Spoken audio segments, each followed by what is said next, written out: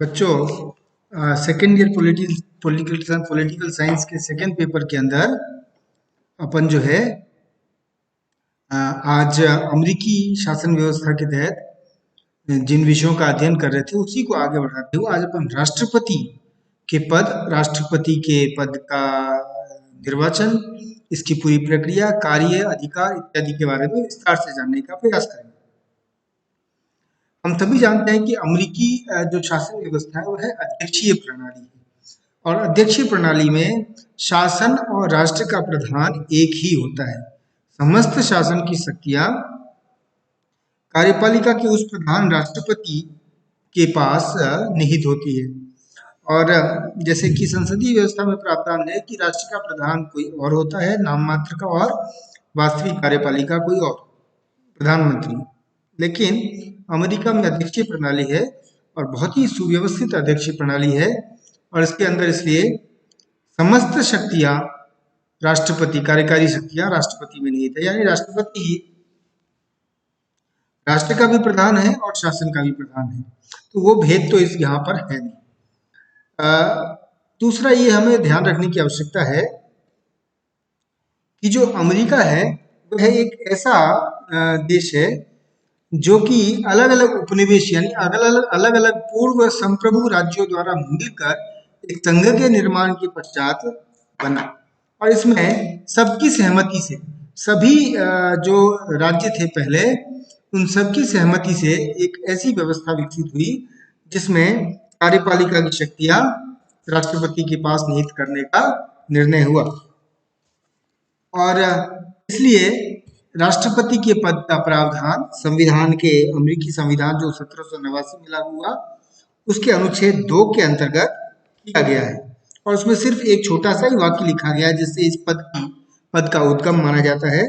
ये कहा गया, अमेरिकी संघ की कार्यपालिका शक्ति एक राष्ट्रपति में निहित होगी, और इससे अमेरिकी राष्ट्रपति का जो आज की तारीख में दुनिया का सबसे महानतम, सबसे शक्तिशाली निर्वाचित पद है, राष्ट्रपति है, राष्ट्राध्यक्ष है, उसकी उत्पत्ति हुई। इसलिए लेशिंगर ने कहा भी है कि जॉर्ज वाशिंगटन प्रथम राष्ट्रपति, वाशिंगटन के समय से लेकर अब तक प्रत्येक राष्ट्रपति पदधारी ने इसे अधिक शक्तिशाली बनाने में योगदान दिया, इसका विकास हुआ। और के शब्दों में अमेरिका का राष्ट्रपति संसार में सबसे महान शासक बन गया है ना। इसी तरह से मुनरो ने लिखा है कि अब तक एक लोकतंत्र में किसी भी व्यक्ति ने इतनी अधिक सत्ता का प्रयोग नहीं किया जितना कि अमेरिकी राष्ट्रपति ने किया है। तो यह स्पष्ट है कि अमेरिकी राष्ट्रपति वर्तमान में लोकतांत्रिक देशों में सबसे अधिक शक्तिशाली निर्वाचित राष्ट्रपति है।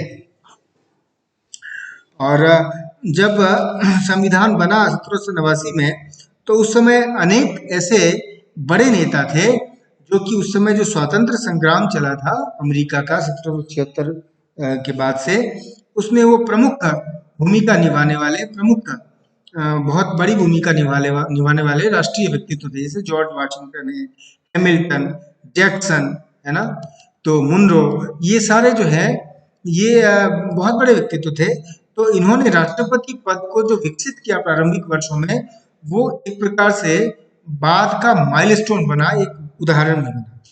राष्ट्रपति पद के लिए कुछ योग्यताएं, अनुच्छेद 2 के धारा 1 में कहा गया कि राष्ट्रपति का पद पाने वाला व्यक्ति, उसके लिए जो योग्यताएं हैं उसमें सबसे पहले है कि वो संयुक्त राज्य अमेरिका का जन्मजात नागरिक, जन्म से नागरिक, नेचुरलाइज्ड नहीं। ये बड़ा अद्भुत है, कई बार इसकी आलोचना भी होती है कि लोकतांत्रिक देश होने के बावजूद अमेरिका ने ऐसा प्रावधान रखा कि जन्मजात नागरिक हो, यानी कोई नागरिकता लेता है तो वो राष्ट्रपति नहीं बन सकता। जैसे कैलिफोर्निया के एक गवर्नर थे जिनका नाम, जो बड़े प्रसिद्ध हॉलीवुड के एक्टर भी थे, जॉर्ज श्वार्ज़नेगर है ना। तो जॉर्ज श्वार्ज़नेगर जो है, उन्होंने गवर्नर का पद तो हासिल किया, लेकिन उनका सपोर्ट, वो काफी लोकप्रिय भी थे, वो राष्ट्रपति बन सकते थे, लेकिन क्योंकि वो स्वीडिश मूल के थे और अमेरिका के नेचुरलाइज्ड सिटीजन थे, वो जन्मजात नागरिक नहीं थे, इसलिए वो राष्ट्रपति नहीं बन पाए, है ना। फिर उसकी आयु कम से कम 35 वर्ष की हो और वो संयुक्त राज्य अमेरिका में कम से कम 14 वर्ष का निवासी रहा, है ना। और इसके संबंध में उसके लिए लगातार 14 वर्ष तक अमेरिका में रहना आवश्यक नहीं है, बल्कि कुल मिलाकर 14 वर्ष भी किया होना चाहिए। और यही बात जो है वो बराक ओबामा पर भी, पूर्व राष्ट्रपति बराक ओबामा पर लागू हुई। बराक ओबामा भी मूलतः वो अमेरिका के नहीं थे, अमरीकी मूलतः अमेरिका के नहीं थे, बल्कि उनके जो है वो माता पिता अलग अलग देशों के थे, लेकिन जन्म उनका अमेरिका में हुआ था। वो अमेरिकी नागरिक थे, माता पिता अलग अलग देशों के, अफ्रीका और अलग देशों के, लेकिन वो उनका जन्म अमेरिका में हुआ था, तो वो जन्मजात नागरिक माने गए। और उन्होंने अपना बचपन भी इंडोनेशिया में बिताया था बराक ओबामा ने, लेकिन कुल मिलाकर उन्होंने 14 वर्ष का समय अमेरिका में बिताया था, इसलिए वो योग्य हो गए थे। और व्यावहारिक रूप में देखें तो जैसा कि लॉर्ड ब्राइस कहते हैं कि राष्ट्रपति पद का कोई उम्मीदवार ऐसा व्यक्ति होना चाहिए जो सार्वजनिक जीवन के किसी क्षेत्र में कोई विशेष कार्य करने के लिए प्रसिद्ध रहा हो, कांग्रेस का सदस्य हो, राज्य का गवर्नर हो, या बहुत बड़ा कोई राजनयिक हो, न्यायाधीश हो, इत्यादि इत्यादि। हालांकि हम देखें तो जो अभी राष्ट्रपति, निवर्तमान राष्ट्रपति डोनाल्ड ट्रंप हैं, वो बड़े बिजनेसमैन रहे हुए हैं और राजनीति में काफी लेट एंट्री उनकी रही है, फिर भी वो चुनाव जीते। तो खैर, लोकतंत्र की खूबसूरती इसी में है कि जनता जिसको चुनती है वो स्वीकार होता है। और अभी हम सभी जानते हैं कि अमेरिका में राष्ट्रपति का चुनाव चल रहा है, चुनाव की प्रक्रिया चल रही है, नवंबर में होने वाले भी हैं, जिसमें एक तरफ तो रिपब्लिकन पार्टी के निवर्तमान राष्ट्रपति डोनाल्ड ट्रंप हैं और दूसरी ओर पूर्व उपराष्ट्रपति डेमोक्रेटिक पार्टी के जो बिडेन हैं। तो इस तरह से ये चुनाव भी काफी रोचक अहम हो रहा है, कई बार वाद विवाद हो रहा है। आजकल के डिजिटल युग में थोड़े से डिजिटल धांधली और धोखे, हेरा फेरी के भी आरोप लग रहे हैं, तो ये अपने आप में एक नई बात है और इसी को ध्यान में रखते हुए ये चुनाव काफी रोचक हो गए। अमेरिकी राष्ट्रपति के वेतन भत्ते भी निर्धारित हैं और ये निर्धारण करने का अधिकार कांग्रेस को है। लेकिन कार्यकाल के दौरान उसके इस वेतन भत्तों में ये परिवर्तन नहीं किया जा सकता है ना। अमेरिकी राष्ट्रपति का जो निवास स्थान है वो विश्व प्रसिद्ध व्हाइट हाउस है वॉशिंगटन में, और अमेरिकी राष्ट्रपति सामान्यतः अपने सभी बड़े जो घोषणाएं हैं वो व्हाइट हाउस में ही करते हैं, व्हाइट हाउस के माध्यम से ही करते हैं। उनको किसी भी अन्य देश के राष्ट्रपति की तरह उनको भी कई उन्मुक्तियां मिली हुई है। कार्यकाल जो है अमेरिका के राष्ट्रपति का वो 4 वर्ष का है और इसका उल्लेख अनुच्छेद 2 के धारा 1 में किया गया है। यद्यपि ये 4 वर्ष का कार्यकाल जो है ये काफी विचार विमर्श के बाद संविधान बनाने के समय संविधान निर्माताओं ने किया था। और जो एक और प्रावधान है कि अमेरिका का राष्ट्रपति एक व्यक्ति 2 बार से अधिक चुनाव नहीं लड़ सकता, ये अब हो गया है। हालांकि जब बना तो इस तरह का कोई लिखित प्रावधान नहीं था, बावजूद इसके जॉर्ज वॉशिंगटन हो, मेडिसन हो, जैक्सन हो, ये सभी जेफरसन हो, ये सभी तीसरी बार राष्ट्रपति बनने के इच्छुक नहीं थे। इन्होंने तीसरी बार चुनाव लड़ने से मना किया। यद्यपि ये बड़े लीडर थे, चुनाव जीत भी सकते थे, पर मना किया। ये एक परंपरा बन गई, कन्वेंशन बन गया था। 1901 से 9 तक रहने वाले जो राष्ट्रपति थे 2 बार, थियोडोर रूजवेल्ट, तो उन्होंने इस परंपरा को तोड़ने का एक प्रयास किया था जब वो तीसरी बार भी चुनाव लड़े, लेकिन वो तीसरी बार चुनाव हार गए। और उसके बाद तो जो है फ्रैंकलिन डी रूजवेल्ट, ये 4 बार राष्ट्रपति का चुनाव लड़े और 4 बार जीते। लेकिन 1944 में चौथी बार जब चुनाव जीते तो उसके 1 वर्ष बाद ही उनकी मृत्यु हो गई थी। हालांकि कहते हैं कि उस समय द्वितीय विश्व युद्ध चल रहा था, तीसरे और चौथे चुनाव 40 और 44 में, इसलिए एक प्रकार से अप्रत्यक्ष रूप से ये अमेरिकी समाज को, अमेरिकी नागरिक समाज को स्वीकार्य हो गया, क्योंकि एक अपरिहार्य, एक आपात स्थिति थी। और लेकिन उसके बाद 1951 में 22वें संशोधन के द्वारा यह प्रावधान कर दिया गया, जो परंपरा थी उसको प्रावधान में बदल दिया गया कि कोई भी व्यक्ति तीसरी बार राष्ट्रपति चुनाव नहीं लड़ सकता। और अमेरिका में जैसा कि प्रावधान है, यदि राष्ट्रपति का पद किन्हीं कारणों से रिक्त हो जाए तो उपराष्ट्रपति बाकी बचे समय के लिए राष्ट्रपति का पद भार ग्रहण कर लेता है। ऐसी स्थिति में उस उपराष्ट्रपति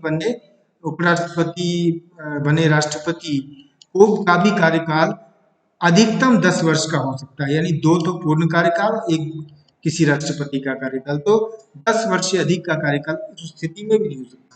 यानी तीसरी बार चुनाव लड़ने पर अब जो है वो कानून के द्वारा पाबंदी लगा दी गई, संशोधन के द्वारा। अब ये प्रावधान जो है राष्ट्रपति के बारे में है। हम सभी जानते हैं कि अमेरिका में राष्ट्रपति का निर्वाचन अभी हो रहा है, तो निर्वाचन की प्रक्रिया क्या है? निर्वाचन की संपूर्ण प्रक्रिया प्रत्यक्ष भी है, अप्रत्यक्ष भी है। थोड़ा सा इसमें एक अलग सिस्टम है। जब अमेरिकी राष्ट्रपति के बारे में विचार विमर्श चल रहा था कैसे निर्वाचन हो, तो दो पक्ष है। एक ने कहा कि प्रत्यक्ष होना चाहिए और दूसरे पक्ष ने कहा, दूसरा ग्रुप था उसने कहा कि नहीं अप्रत्यक्ष। प्रत्यक्ष कैसे? जनता के द्वारा। लेकिन ये माना गया कि प्रत्यक्ष अगर हो गया तो निर्वाचन की प्रक्रिया राजनीतिक गुटबाजी दलबंदी में फंस जाएगी। चूंकि राष्ट्रपति राष्ट्र का प्रधान होगा तो उसके इस तरह से गुटबाजी दलबंदी में फंसने का कोई भी लाभ नहीं मिलेगा अमेरिका को। दूसरा पक्ष था वो अप्रत्यक्ष हो। कैसे? तो व्यवस्थापिका करे, कांग्रेस करे, लेकिन उसके ऊपर भी सहमति नहीं बनी, क्योंकि माना गया कि फिर राष्ट्रपति जो कार्यपालिका का प्रधान होगा वो व्यवस्थापिका के चंगुल में फंसा रह जाएगा और इसलिए ये नहीं होना चाहिए।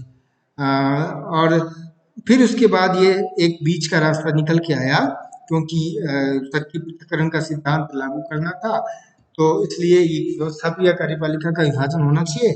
तो इसलिए व्यवस्थापिका और कार्यपालिका को अलग रखते हुए ऐसा कहा गया कि एक प्रत्यक्ष निर्वाचन हो, यानी जनता प्रत्यक्ष रूप से एक निर्वाचन मंडल का चुनाव करे और वो निर्वाचक मंडल फिर राष्ट्रपति का चुनाव करे।